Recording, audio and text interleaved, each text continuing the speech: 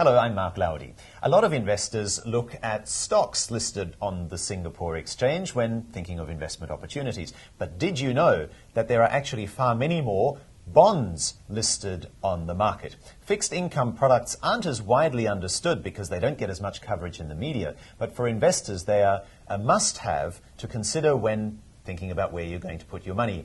Ng Kheng Siang is with me. He's from State Street Global Advisors, where he heads the regional division of fixed income. Thanks so much for coming in. Thanks, Mark. Firstly, why is it actually that people aren't so aware of the bond market, even though arguably every portfolio should have a balance of cash, equities, and fixed income? Well, I guess it could be due to the a bit more complicated explanations of bonds with the discounting of cash flows.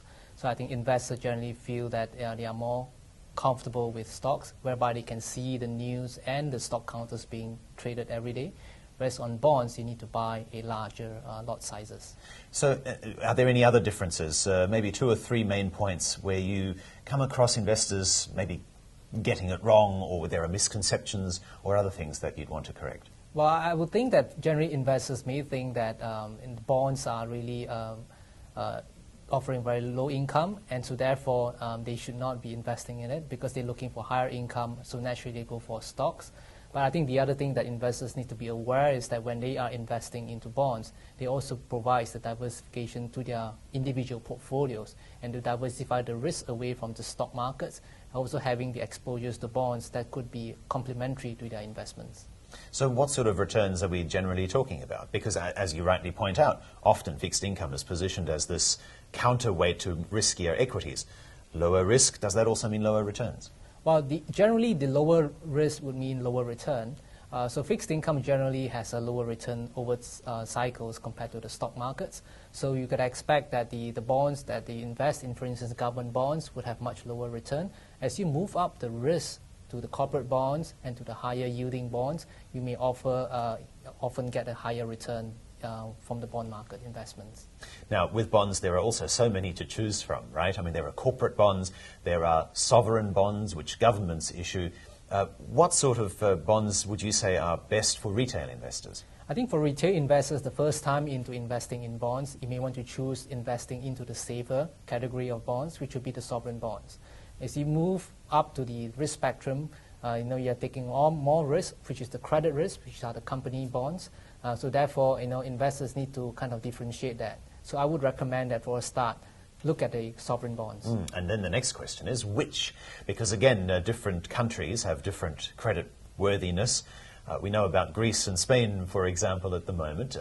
But there are other emerging market bonds which might offer a higher return than more developed market bonds. So again, how do you make that decision? Right, indeed. In fact, now we are seeing that the developed markets undergoing a lot of challenges in terms of the fiscal of the sovereigns. So in the Asian side, we are seeing Asian fundamentals to be very positive. You have a strong growth, stable inflation, and the currency is also appreciating. So I think at this point in time, investors may want to consider investing into the Asian bonds. I think these markets offer investors stability in return and also a low volatility compared to other markets, and at the same time also offers you a lot of safety compared to the other European countries. Would you draw Indonesia into this as well, given that it was recently upgraded into investment grade status? Yes, Indonesia will certainly form part of that. In fact, we are seeing a lot of inflows into the Asian markets from emerging market players. So I think certainly Indonesia could be a potential candidate as well. By the way, how much attention do you pay to what the ratings agencies say? Is that like gospel, that if something has a AAA rating, well, you'll definitely want to invest in that? Is that how it works? Well, it depends on the funds that we have. If we have index tracking funds, you have to buy according to what is in the index constituents. Now, the index inclusion criteria may include the credit ratings of the sovereign. So if the sovereign ratings are higher and they are getting into the index, we would actually buy them. But for those other funds, for instance, that are actively managed, that may not necessarily be the case. So when we make the decision to invest or not, we look at other factors, including the macroeconomic factors, the fiscal monetary policy, as well as also on the credit rating.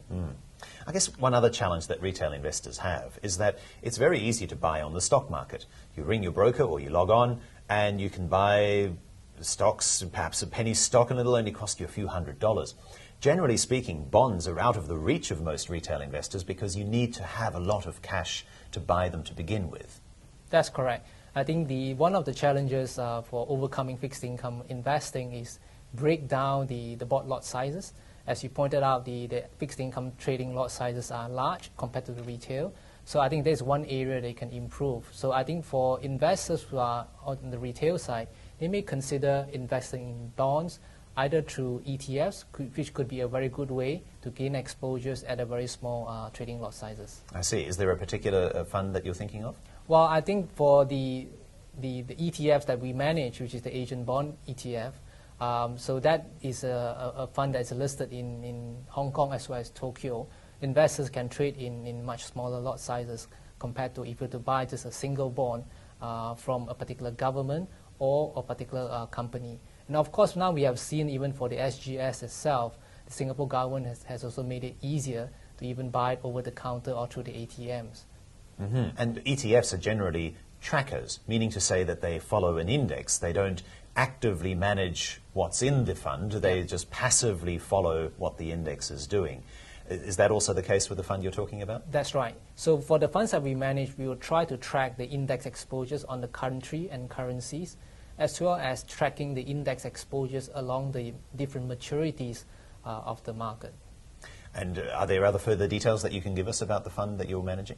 Well, the fund itself is, apart from being listed in Hong Kong and Tokyo, it trades in US dollars. So I think there's one important factor to consider. Everything that we invest in the fund is in local currency in the 8 markets like China, onshore China, the Korea, Hong Kong, Malaysia, Singapore, Thailand, Philippines, and Indonesia. And when we then convert them from local currency into US dollar, so investors need to trade and settle in US dollar. I see. And obviously there are those currency fluctuations That's right. that you then need to take into account. But I assume then that it's easier than the so-called wholesale bonds, where you really must have, what is it, $250,000, That's isn't right. it, to get started? Yeah. Yes. So it's a way to get in. Are there any specific risks, finally, that people need to be aware of with trading a bond fund as opposed to a stock or a stocks fund? Obviously, when you invest in a bond fund, the main risk is the interest rate risk. So you'll be exposed to the fluctuation of the interest rates. So when interest rates goes up, the price will go down. Vice versa, when the interest rates go down, the price will go up. So investors need to be aware of this impact of the changes in interest rates on the bond fund's performance. Secondly is on the currency exposures. Investing in the local currencies, you will be exposed to the currency's return. So currencies may appreciate or depreciate. So when once it's converted into the US dollar, which is the base currency, that could also have impact on the return. On the interest rate front, though, the Federal Reserve says it's not going to change interest rates for, how long is it, another 18 months or so. That's right. So presumably with, I think, the Canadian Central Bank, the only one at the moment looking at raising rates, you would probably say that we're not likely to see too much interest rate risk at the moment. Would that be a fair assessment? Generally, I think the market is pricing in several rate cuts for some countries, and for some they're probably not expecting any rate cuts. But broadly speaking, we would expect the Asian central banks to keep interest rates on the low side, and if not, ease a little bit further from here. So under this kind of a situation, it will be a very supportive environment for bond markets. Lastly, what's the next step? Let's say people are saying, okay, this sounds interesting, I'd need to know more. What do they do? Well, they need then to go to the stockbrokers to open the securities trading account to trade the Asian bond fund, which is the ETF, and then to have it settled in the Hong Kong Stock Exchange. All right, thank you so much for coming in today. Ng Kheng Siang, who's Head of Fixed Income for Asia Pacific at State Street Global Advisors. And of course, there's also Singapore Investment Week, where you can find out more about stocks, bonds, any other investment opportunities that you might be thinking of. Go to the website that appears on your screen now, and remember that the Singapore Investment Week is on from the 25th to the 31st of August. I'm Mark Lowdy. Have a great day.